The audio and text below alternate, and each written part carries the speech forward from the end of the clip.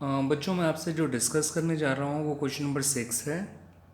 Question number 6 में कहा गया है कि करंट रेशियो आपको गिवन है 2.5:1 या सिंपली 2.5 जो दे रखा था इन्होंने।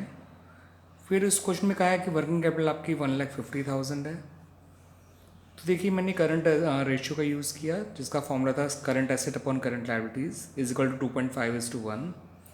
इससे मैंने क्या करा, करंट एसेट को करंट लायबिलिटी की फॉर्म में निकाल लिया जो कि 2.5 CL निकल कर आया। अब वर्किंग कैपिटल का फॉर्मूला आप जानते ही हैं, CA माइनस CL होता है। CA की जगह मैंने 2.5 CL रख दिया, तो 2.5 CL में से CL माइनस किया तो 1.5 CL आ गया। 1.5 CL इज इक्वल टू 1,50,000, तो उससे CL आ गया 1 लाख। अब रही बात करंट एसेट्स की, तो करंट एसेट्स जो है 2.5 इंटू 1 लाख करेंगे तो 2,50,000 आ जाएगा बच्चों। इस तरह से बच्चों क्वेश्चन नंबर 6 कंप्लीट हो जाता है। Come to question number 7। उसमें वर्किंग कैपिटल दे रखा है, ट्रेड पेबल दे रखा है और अदर करंट लायबिलिटी दे रखा है। तो इस बार ट्रेड पेबल और अदर करंट लायबिलिटी ऐड करेंगे तब जाके करंट लायबिलिटी आएगा जो कि 3 लाख है। वर्किंग कैपिटल और करंट लायबिलिटी को ऐड कर दीजिए तो उससे करंट एसेट आ जाता है, ध्यान रखिएगा। वर्किंग कैपिटल का फॉर्मूला अगर CA माइनस CL होता है तो करंट एसेट का formula working capital plus CL होता है। तो इससे करंट एसेट 12 लाख आ गए हैं आपकी।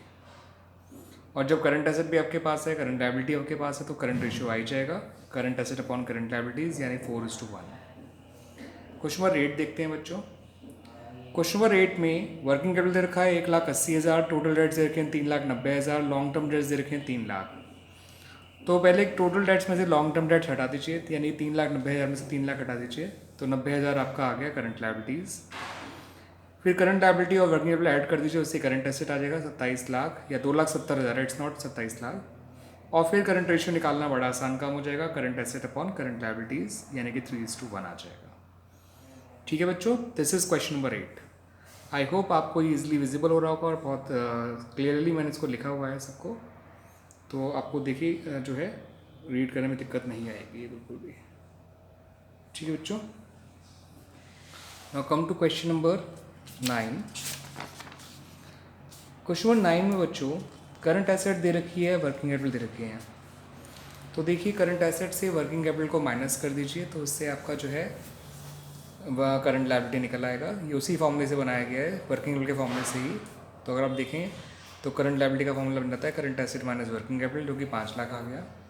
और फिर करंट रेशियो निकालना बड़ा ही आसान काम है, करंट एसेट आपके पास है, करंट लायबिलिटी आपके पास है, आंसर आ गया 1.5:1।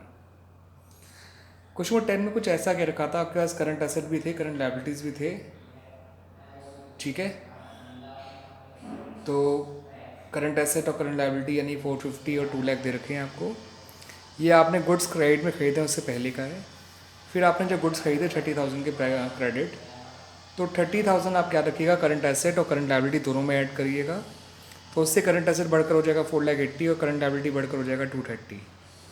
तो करंट रेशियो निकालेंगे तो 4,80,000 अपॉन 2,30,000 करेंगे तो 2.09:1 आ जाएगा। This is your solution of question number 10।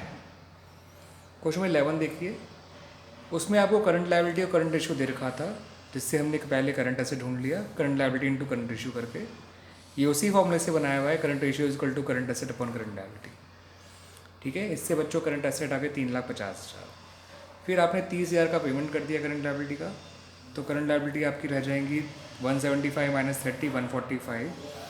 और क्योंकि पेमेंट कैश की टर्म्स में किया है तो आपकी करंट एसेट भी कम हो गई बाय ₹30,000। तो करंट एसेट रह गई 3,20,000।